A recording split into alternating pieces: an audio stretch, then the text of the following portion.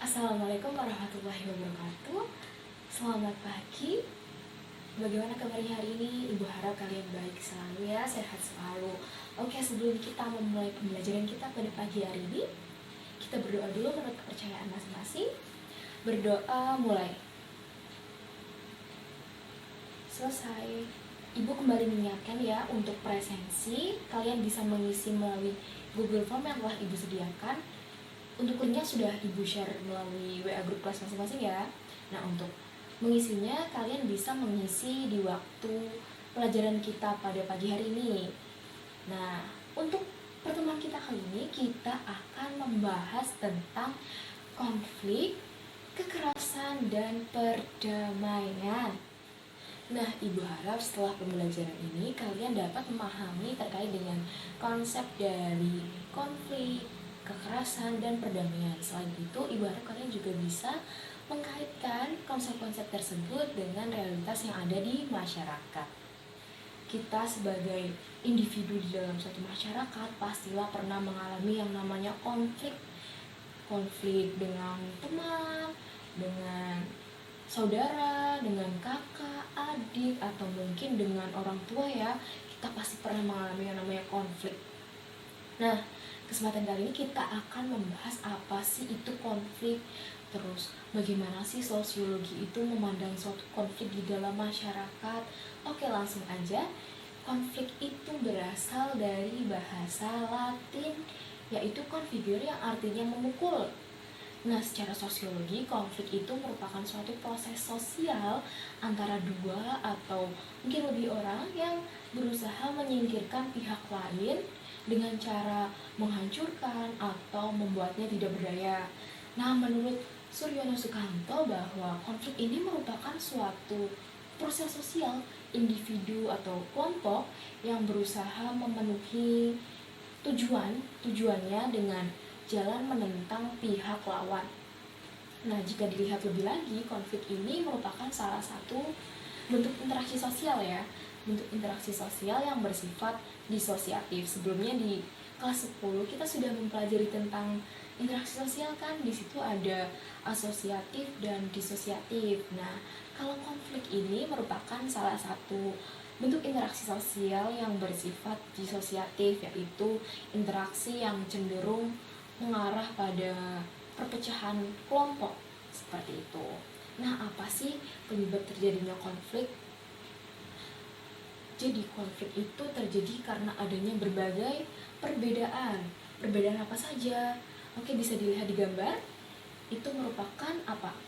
Banyaknya suku yang ada di Indonesia ya, ada suku Madura, ada Jawa, ada Sunda, dan masih banyak lagi.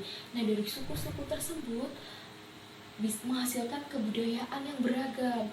Nah, dari keberagaman itu tentu adanya perbedaan. Nah, perbedaan itu bisa memicu terjadinya konflik di dalam masyarakat. Oke, yang kedua itu ada perbedaan individu. Nah, setiap individu pasti mempunyai pemikiran yang berbeda-beda ya.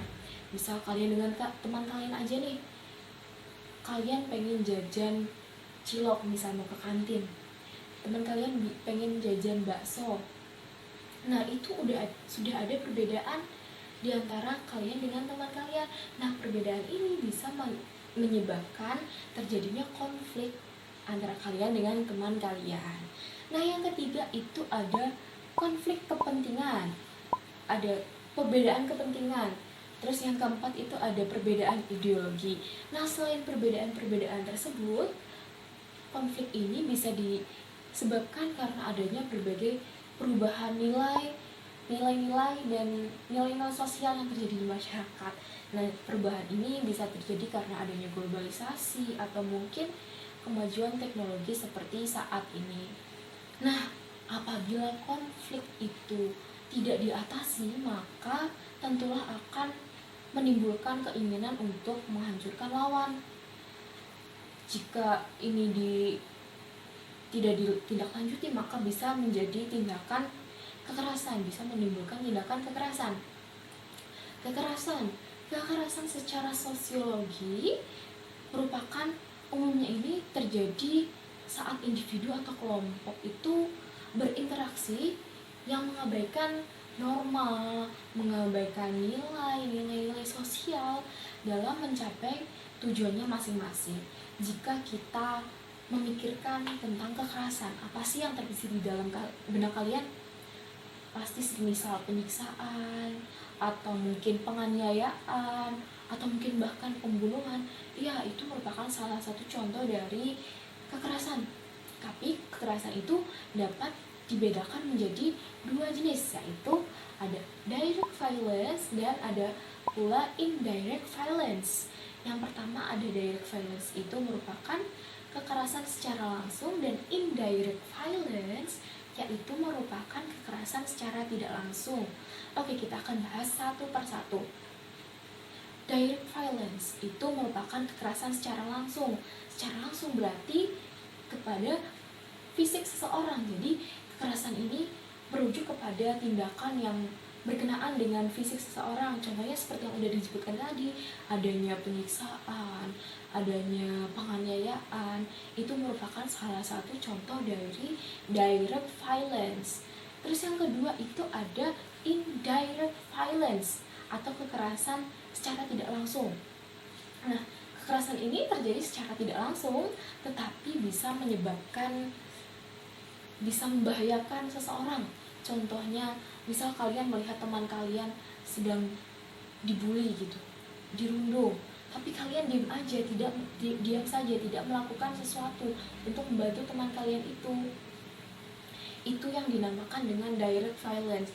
Jadi kalian sama saja dengan pelaku bullying itu, karena telah membiarkan teman kalian itu dibully gitu loh. Kalian tidak menolong teman kalian, itu bisa disebut sebagai dengan indirect violence atau kekerasan secara tidak langsung, seperti itu.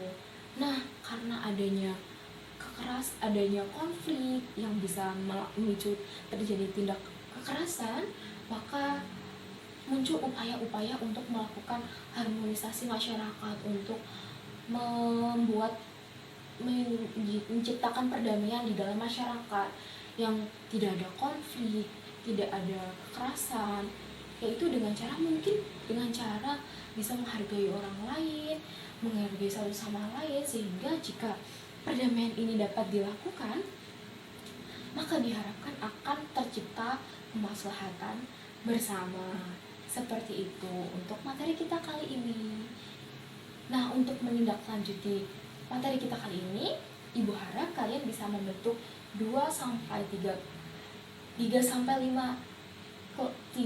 anggota kelompok.